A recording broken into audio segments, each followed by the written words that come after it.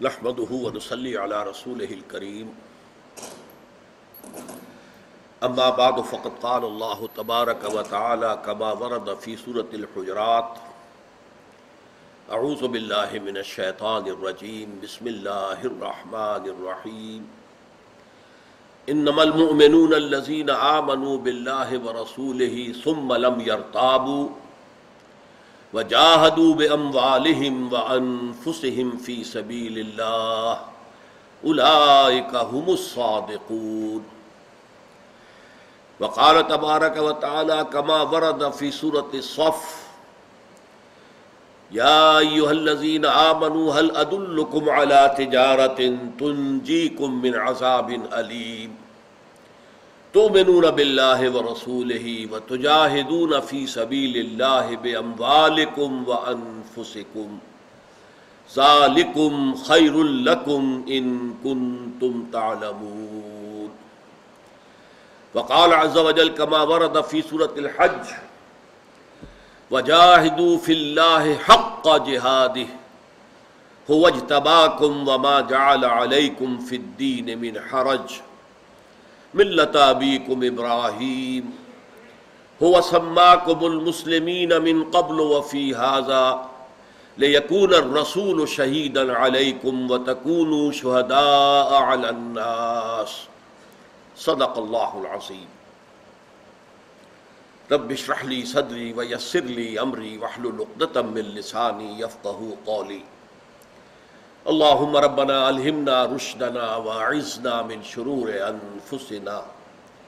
اللهم ارنا الحق حقا وارزقنا اتباعه وارنا الباطل باطلا وارزقنا اجتنابه. اللهم وفقنا ان نجاهد في سبيلك باموالنا وانفسنا. اللهم ارزقنا شهادة في سبيلك. آمین یا رب العالمین. آج مجھے جہاد فی سبیل اللہ کی حقیقت اور اس کے مدارج و مراحل اور اس کے ضمن میں جو مغالطے پیدا کیے ہیں دشمنان اسلام نے، جو کنفیوژن پیدا کیا ہے، اور نہ صرف دشمنان اسلام نے بلکہ خود مسلمانوں نے اس ضمن میں جو انہیں غلط فہمیاں لاحق ہوئی ہیں، آج ان موضوعات پر گفتگو کرنی ہے. ذرا نوٹ کر لیجئے، مطالعہ قرآن حکیم کے جس منتخب نصاب کا ہم سلسلے وار مطالعہ کر رہے ہیں ان مجالس میں، اس میں سب سے پہلے لفظ جہاد آیا تھا تیسرے درس کے ضمن میں، جو سورہ لقمان کے دوسرے رکوع پر مشتمل تھا. اس درس میں سب سے پہلے حضرت لقمان کا تعارف کرایا گیا کہ وہ ایک حکیم انسان تھے، دانا انسان تھے. پھر یہ کہ ان کی جو اپنے بچے کو جو وصیتیں تھیں، ان میں سب سے پہلی وصیت یہ تھی کہ یا بنی لا تشرک باللہ. لیکن اس کے بعد پھر بیان کیا گیا کہ اللہ تعالیٰ نے والدین کے بھی بہت سے حقوق مقرر کیے ہیں. وَوَصَّيْنَا الْإِنسَانَ بِوَالِدَيْهِ، خصوصاً والدہ کا تذکرہ کیا گیا، اور پھر فرمایا گیا کہ والدین کی عزت، ان کا اکرام، ان کی خدمت اپنی جگہ ہے، لیکن اگر والدین تم پر دباؤ ڈالیں، تمہیں مجبور کریں، تم سے جھگڑیں کہ تم میرے ساتھ شرک کرو، تو ان کی بات ہرگز مت ماننا.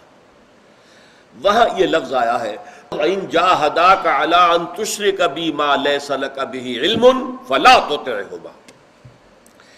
یہاں لفظ جہاد کس معنی میں آیا؟ دباؤ ڈالنا، پریشرائز کرنا، مجبور کرنا، کسی سے لڑنا، جھگڑنا کسی خاص مقصد کے لیے. تو لفظ جہاد پہلی مرتبہ ہمارے اس منتخب نصاب میں اس درس میں آیا. اس کے بعد ہم نے دیکھا سورہ حجرات کے آخری حصے میں اہم ترین بحث کہ ایک ہوتا ہے مسلم، ایک ہے مومن، ان میں زمین و آسمان کا فرق ہے. قالت الاعراب آمنا قل لم تؤمنوا ولكن قولوا اسلمنا ولما يدخل الايمان في قلوبكم. اے نبی، یہ بدو لوگ اعرابی یہ دعویٰ کر رہے ہیں کہ ہم ایمان لے آئے، آپ ان سے کہہ دیجئے کہ تم ایمان ہرگز نہیں لائے ہو. ہاں یہ کہہ سکتے ہو کہ ہم مسلمان ہو گئے، اور ابھی تک ایمان تمہارے دلوں میں داخل نہیں ہوا۔ یعنی ایمان اور ہے، اسلام اور ہے۔ اب اگر تم جاننا چاہتے ہو کہ ایمان کیا ہے تو سن لو، انما المؤمنون الذین آمنوا باللہ ورسولہ ثم لم یرتابوا وجاہدوا باموالہم وانفسہم فی سبیل اللہ۔ مومن تو بس وہ ہیں جو ایمان لائے اللہ پر، اس کے رسول پر، پھر شک میں ہرگز نہیں پڑے، یہ ایمان یقین کی کیفیت اختیار کر گیا، اور انہوں نے جہاد کیا اللہ کی راہ میں، اور اس جہاد میں اپنی جانیں بھی کھپائیں، بال بھی کھپائے۔ یہ لوگ ہیں جو حقیقت میں سچے ہیں اگر وہ دعویٰ ایمان کریں، یہ مومن ہیں۔ اب یہ اہم ترین آیات میں سے ہے، میں اس وقت عرض کر چکا ہوں کہ عام طور پر قرآن مجید میں اسلام اور ایمان، مسلم اور مومن، یہ مترادفات کے طور پر آتے ہیں۔ زیادہ ہم یہ کہہ سکتے ہیں کہ اسلام کا تعلق انسان کے ظاہر سے ہے، ایمان کا تعلق اس کے قلب سے ہے، لیکن یہ کہ بہرحال تصویر کے دونوں رخ ہیں، ایک اسلام ایک ایمان، تصویر ایک ہی ہے، لیکن یہاں فرق کر دیا گیا، اسلام اور ہے، ایمان اور ہے۔ اور میں تفصیل سے بتا چکا ہوں کہ حدیث مبارکہ میں، چاہے وہ حدیث جبرائیل ہو اور چاہے حضرت عبداللہ ابن عمر رضی اللہ تعالی عنہما کی جو متفق علیہ روایت ہے کہ اسلام کیا ہے، بنی الاسلام علی خمس، اسلام کے ارکان 5 ہیں: شہادت ان لا الہ الا اللہ وان محمد رسول اللہ صلی اللہ علیہ وسلم، واقام الصلاۃ وایتاء الزکوٰۃ وصوم رمضان وحج البیت من استطاع الیہ سبیلا، یہ 5 ارکان اسلام ہیں۔ لیکن ایمان اس سے کچھ مختلف ہے، ان 5 ارکان میں جہاد کا لفظ نہیں ہے۔ بعض لوگوں نے جنہوں نے یہ محسوس کیا کہ جہاد کی اہمیت کی وجہ سے اس کو بھی پوری طریقے سے بیان میں نہیں آئے گی، اگر اس کو ارکان اسلام میں شامل نہ کیا جائے تو اسے ارکان میں شامل کرنے کی کوشش کی ہے، یہ کوشش غلط ہے۔ محمد الرسول اللہ صلی اللہ علیہ وسلم نے معین کر دیا ارکان اسلام 5 ہی ہیں: کلمہ شہادت، نماز، روزہ، حج، زکوٰۃ۔ البتہ یہ کہ ایمان جو ہے اس کے ضمن میں 2 چیزیں مزید شامل ہوں گی تب وہ ایمان ہوگا۔ وہ 2 چیزیں ہیں جو سورہ حجرات کی اس آیت نمبر 15 میں آئی ہیں۔ ایک تو شہادت، جو زبان سے ہم کہہ رہے ہیں ہم نے اللہ کو مانا، رسول کو مانا، اس پر یقین ہو جائے، اور نمبر 2 ادھر جہاد فی سبیل اللہ۔ تو 5 میں 2 کا اضافہ ہوگا تب ایمان کی تکمیل ہوگی۔ اس سے محسوس ہوا کہ ایمان، جہاد فی سبیل اللہ جو ہے وہ تو ہمارے ایمان کا جزو لازم ہے، اس کے بغیر ایمان کا کوئی سوال نہیں۔ پھر میں نے آپ کو سنائی ہے سورہ صف کی آیات، وہ تو ابھی ہمیں مطالعہ کرنی ہے، ہمارا درس آگے آئے گا، لیکن نوٹ کر لیجئے کہ ایک سوال کیا گیا، اہل ایمان کیا تم چاہتے ہو کہ تمہیں وہ کاروبار بتایا جائے جو تمہیں دردناک عذاب سے چھٹکارا دلا دے؟ جہنم سے بچنا چاہتے ہو؟ اگر چاہتے ہو تو ایک کاروبار کرنا پڑے گا۔ وہ کاروبار کیا ہے؟ تؤمنون باللہ ورسولہ، ایمان پختہ رکھو اللہ پر، اس کے رسول پر، وتجاہدون فی سبیل اللہ باموالکم وانفسکم، اور جہاد کرو اللہ کی راہ میں اپنی جانوں کے ساتھ، اپنے مالوں کے ساتھ۔ یہ ہے وہ تجارت۔ معلوم ہوا اگر یہ نہیں کرتے تو پھر عذاب جہنم سے نجات پانے کی امید موہوم ہے، یہ تمہارا اپنا من گھڑت عقیدہ ہے، اپنا خیال ہے۔ جہنم سے نجات کے لیے لازم ہے ایمان حقیقی، یقین والا، اور نمبر 2 جہاد فی سبیل اللہ۔ آخری درجے میں جو ہمارا پچھلا درس تھا اس کے اندر آپ نے دیکھا کہ وہاں سورہ حج کے آخری آیت میں فرمایا جاہدوا فی اللہ حق جہادہ، اللہ کے لیے جہاد کرو جتنا کہ اس کے لیے جہاد کا حق ہے۔ یہاں اس کا کوانٹیٹیٹو ایلیمنٹ سامنے آیا ہے، یعنی یہ نہیں کہ جسے ہمارے محاورے میں کہتے ہیں انگلی کٹا کے شہیدوں میں نام لکھوا لیا، یہ نہیں، جیسا کہ حق ہے۔ تم ذرا غور کرو کہ اللہ کا حق تم پر کتنا ہے، تمہارا وجود، تمہاری ہستی، اس کی بقا، تمہاری ضروریات، تمہارا رزق کہاں سے آ رہا ہے؟ اللہ تعالیٰ کے تم پر جو حقوق ہیں ان کا کوئی تصور کر سکتے ہو؟ تو جتنا اللہ کا حق ہے اتنا جہاد کرو، اپنے آپ کو ہمتاً اس میں لگا دو۔ اپنے لیے، اپنی زندگی کے لیے، بقا کے لیے کم ترین حصہ صرف رکھو اپنے وقت کا، اپنی صلاحیت کا، اپنی قوتوں کا، اپنی ذہانت کا، سبسسٹنس لیول تک، تاکہ یہ جان اور جسم کا رشتہ قائم رہے، تبھی تو جہاد ہوگا نا۔ لیکن بقیہ اپنی ساری توانائیاں، ساری قوتیں، ساری ذہانت، ساری صلاحیتیں اللہ کے راہ میں جہاد میں لگا دو۔ اس سے آپ کو اندازہ ہو گیا کہ جہاد کا مضمون کس قدر اہم ہے۔ لیکن اب میں چاہتا ہوں کہ آپ کو بتاؤں اس میں جو دنیا میں کنفیوژن پیدا کیا گیا ہے، اور آج جہاد کا لفظ اور جہادی گروپ اور جہادی تحریکیں عالمی سطح پر یہ ایک گالی بن گئی ہے۔ جسے شدید ترین کنڈم کرنا ہو اسے کہا جائے گا یہ جہادی گروپ ہے، جہادی تعلیم جو ہے تنظیمیں ہیں۔ اس کا سبب کیا ہے؟ دیکھیے، اس میں اگرچہ دشمنوں نے یقیناً رنگ آمیزی کی ہے، نمک مرچ زیادہ لگایا ہے بدنام کرنے کے لیے، لیکن بنیادی طور پر مغالطے خود ہم نے پیدا کیے مسلمانوں نے۔ وہ مغالطے کیا، ان کو اچھی طرح سمجھ لیجئے۔ نمبر ایک، ہم نے جہاد کے معنی کر دیے جنگ، جبکہ آپ کو معلوم ہونا چاہیے، اور میں یقیناً میں سمجھتا ہوں کہ آپ کے علم میں ہوگا، جنگ کے لیے قرآن کی اصطلاح ہے قتال۔ سورہ صفی میں فرمایا گیا ہے ان اللہ یحب الذین یقاتلون فی سبیلہ صفا کانہم بنیان مرصوص۔ جنگ کے لیے لفظ قتال، اب قرآن مجید کی اصطلاح ہے جہاد فی سبیل اللہ بھی اور قتال فی سبیل اللہ بھی، ان دونوں کے ایک معنی تو نہیں ہو سکتے۔ میں پہلے بیان کر چکا ہوں استفاء اور اجتباء کے فرق کے ضمن میں کہ کسی زبان کے دو الفاظ بالکل ہم معنی نہیں ہو سکتے، کوئی نہ کوئی باریک فرق ہوگا۔ تو جنگ کے لیے قرآن کی اصطلاح ہے قتال فی سبیل اللہ۔ جہاد جو ہے وہ ابھی ہم دیکھیں گے کہ وہ تو بہت وسیع شے ہے۔ نمبر دو، ظاہر بات ہے کہ جب جہاد کے معنی ہو گئے قتال، جنگ، اور جنگ ہر وقت ہوتی نہیں، لہذا جہاد فرض عین نہیں رہا۔ نماز تو فرض عین ہے، ہر حال میں نماز پڑھنی ہے، بیمار ہے تب بھی پڑھنی ہے، کھڑے نہیں ہو سکتے بیٹھ کر پڑھنی ہے، بیٹھ کر نہیں پڑھ سکتے لیٹ کر پڑھنی ہے، وضو کے لیے پانی نہیں ہے تیمم کرنا ہے، جو بھی شکل ہو نماز پڑھنی فرض عین ہے۔ لیکن جہاد، وہ تو جنگ جب ہوگی تو جہاد ہوگا، اللہ اللہ خیر صلی اللہ، تو وہ ہماری زندگی کا مستقل حصہ ہے ہی نہیں، وہ فرض عین ہے ہی نہیں۔ یہ دوسری بہت بڑی غلطی جس کی وجہ سے کہ جہاد ہمارے ذہنوں سے، ہمارے دینی تصورات سے بالکل باہر نکل گئے۔ نمبر تین، ستم بالائے ستم یہ ہے کہ مسلمان جب بھی جنگ کرے وہ جہاد فی سبیل اللہ ہے۔ حالانکہ ہو سکتا ہے ایک مسلمان حکومت ہے، بادشاہ ہے، ظالم ہے، جابر ہے، فاسق ہے، فاجر ہے، وہ کسی دوسرے ملک پر حملہ کرتا ہے صرف اس لیے کہ اس کی حکومت وسیع ہو جائے، مملکت وسیع ہو جائے، اس کو ریونیوز زیادہ ملے، وہ زیادہ بڑے محل بنا سکے، تو کیا یہ جہاد فی سبیل اللہ ہوگا اس لیے کہ مسلمان جنگ کر رہا؟ اس معنی میں جب ہم نے جہاد کو قتال کے ہم معنی کر دیا، وہ ہماری جو ہے فرائض کی فہرست سے خارج، اور جب ہم نے مسلمان کی ہر جنگ کے اوپر جہاد فی سبیل اللہ کا لیبل لگا دیا تو ظاہر بات ہے کہ پھر تو جہاد کو بدنام ہونا ہی تھا۔ کوئی بڑے ڈیسپوٹک قسم کے حکمران ہیں اور وہ جہاد کر رہے ہیں، اور جہاد فی سبیل اللہ آپ اسے کہہ رہے ہیں، تو اس اعتبار سے پھر دنیا میں یہ لفظ اگر بدنام ہوا ہے تو اس میں یقیناً ہمارے اپنے پیدا کردہ مغالطوں کو زیادہ دخل ہے۔ اب اس تمہید کے بعد میں چاہتا ہوں کہ سب سے پہلے جہاد کے لفظی معنی آپ سمجھیں۔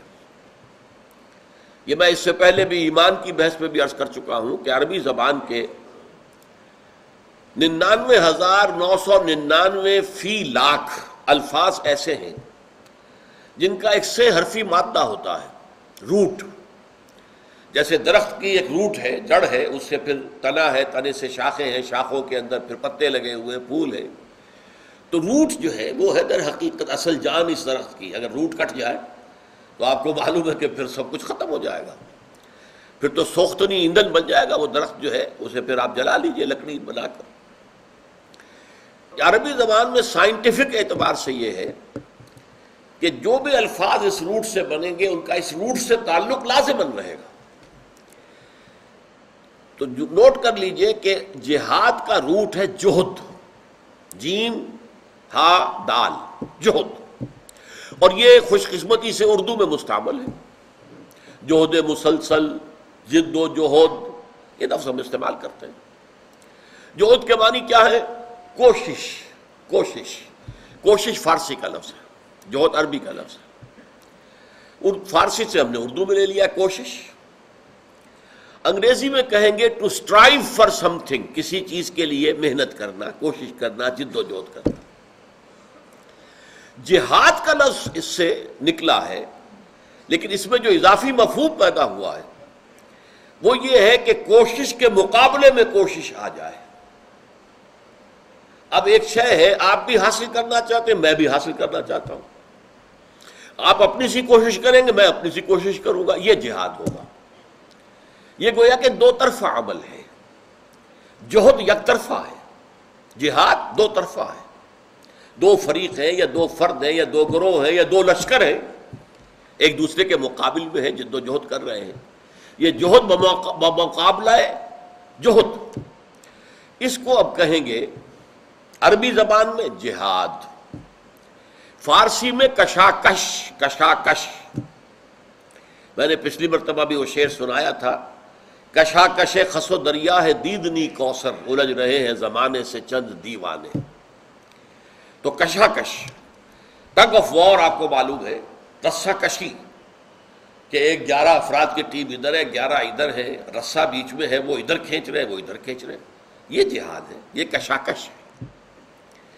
اور اس کو انگریزی میں کہیں گے سٹرگل، اس لیے کہ سٹرگل کے بعد جو لفظ آتا ہے وہ اگینسٹ آتا ہے، struggle against heavy odds, against, معلوم ہوتا ہے مقابلے میں کوئی اور ہے جس کے خلاف سٹرگل کرنی۔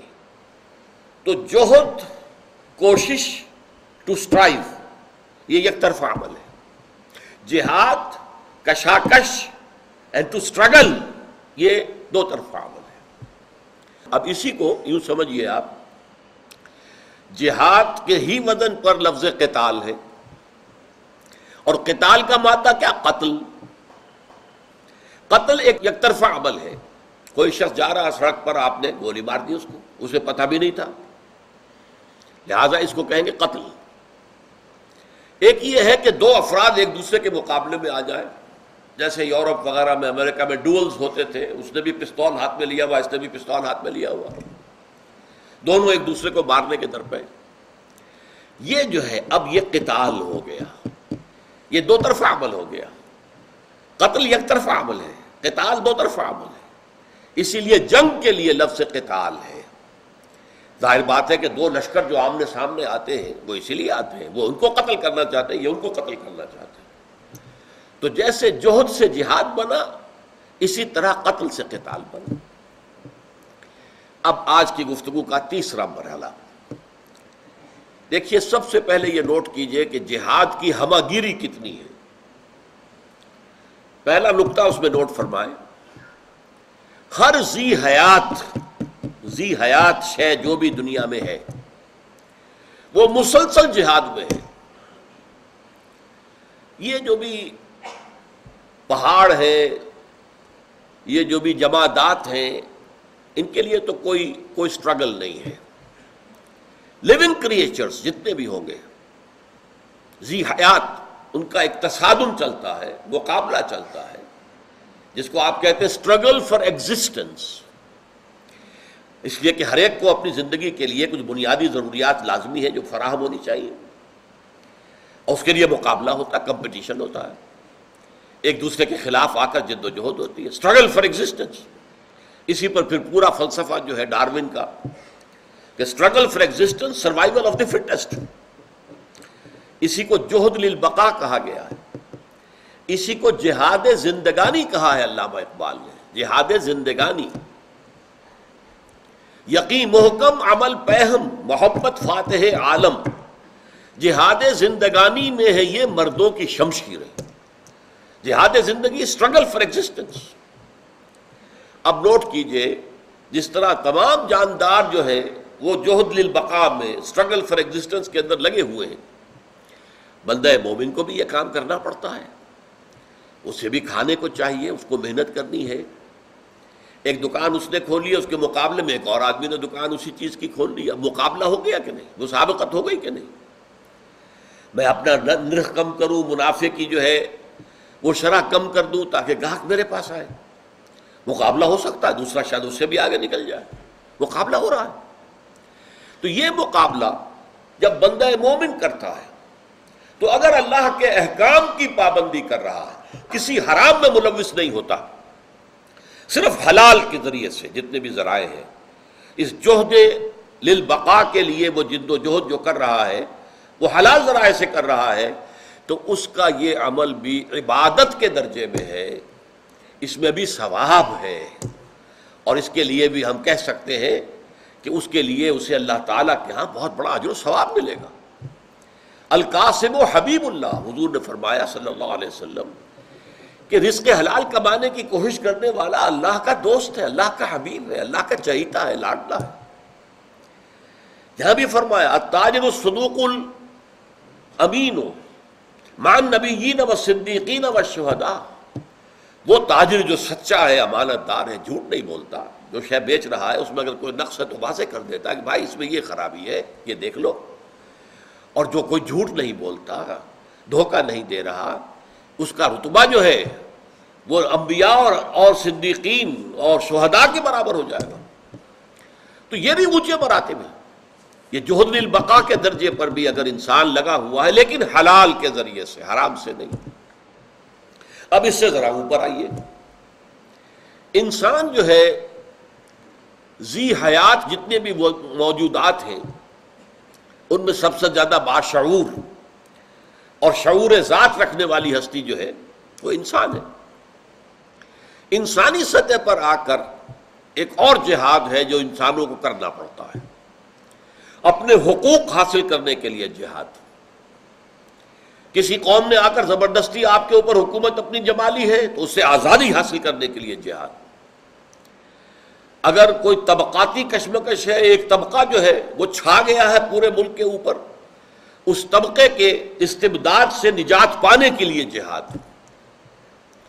یہ جہاد جو ہے اسے ہم کہیں گے جہاد فی سبیل الحقوق، حقوق کے حاصل کرنے کے لیے جہاد، اور یہ بھی جائز جہاد ہے۔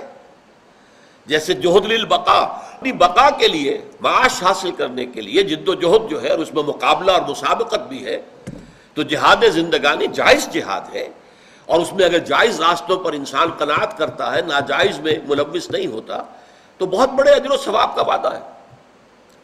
اسی طرح ایک مسلمان قوم اگر آزادی حاصل کرنے کے لیے جہاد کر رہی ہے، کسی غاصب قوم کے خلاف، کسی حاکم قوم کے خلاف، کسی جابر قوم کے خلاف، تو یہ بھی جائز جہاد ہے۔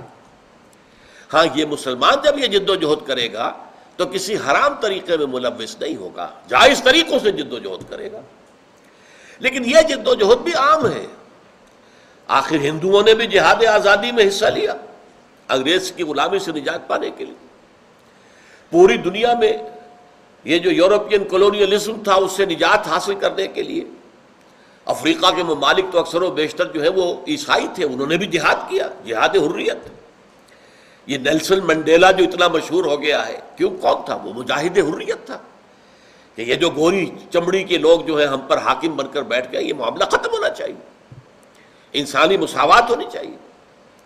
یا کشمیر میں اگر وہاں کا مسلمان جد و جہد کرے کہ ہم نہیں رہنا چاہتے ہندوستان کے ساتھ، ایک غالب ہندو اکثریت کے ساتھ ہم نہیں رہنا چاہتے، ہم آزاد ہونا چاہتے ہیں، خود اختیاری جسے کہتے ہیں، سیلف ڈٹرمینیشن، تو یہ بھی جہاد ہے، جہاد حریت ہے۔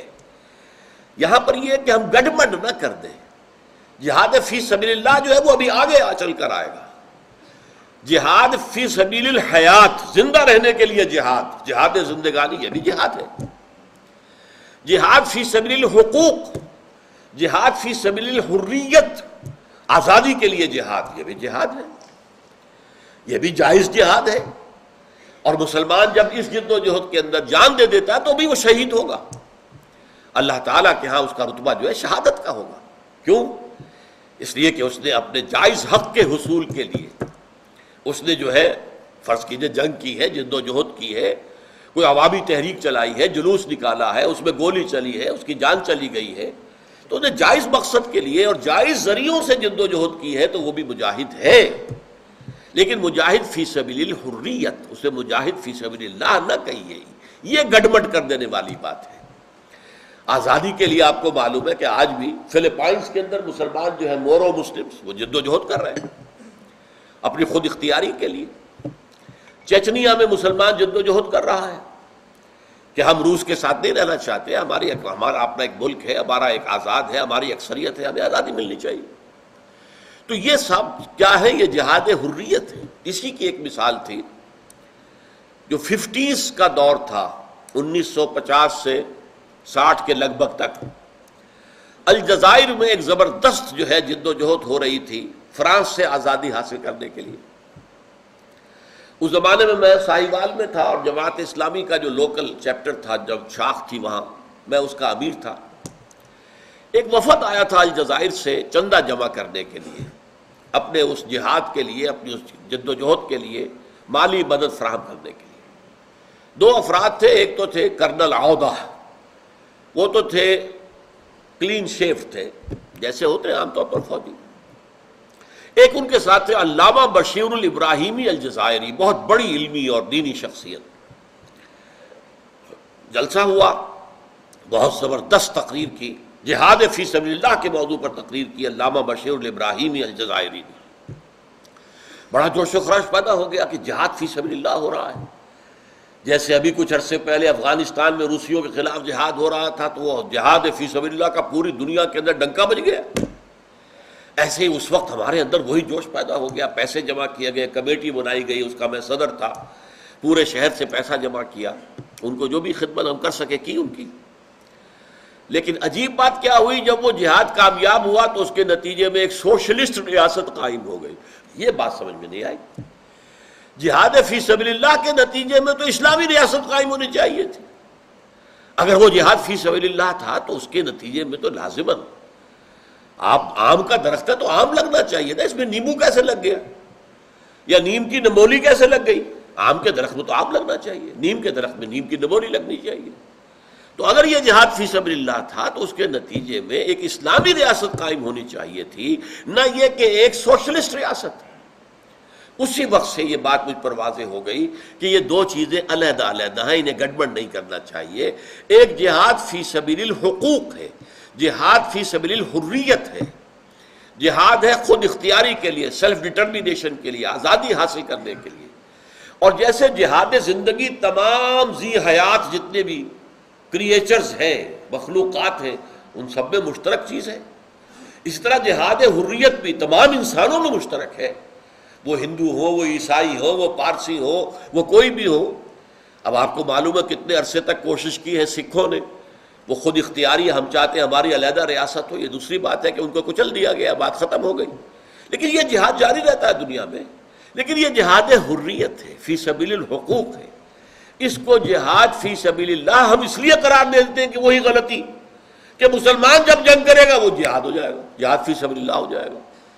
اس مغالطے نے در حقیقت پھر جہاد فی سبیل اللہ کی مقدس اصطلاح کو بدنام کیا ہے۔ ابھی یہ مضمون اگلی نشست میں انشاءاللہ جاری رہے گا۔ بارک اللہ لی ولکم فی القرآن العظیم ونفعنی وإیاکم بالآیات والذکر الحکیم۔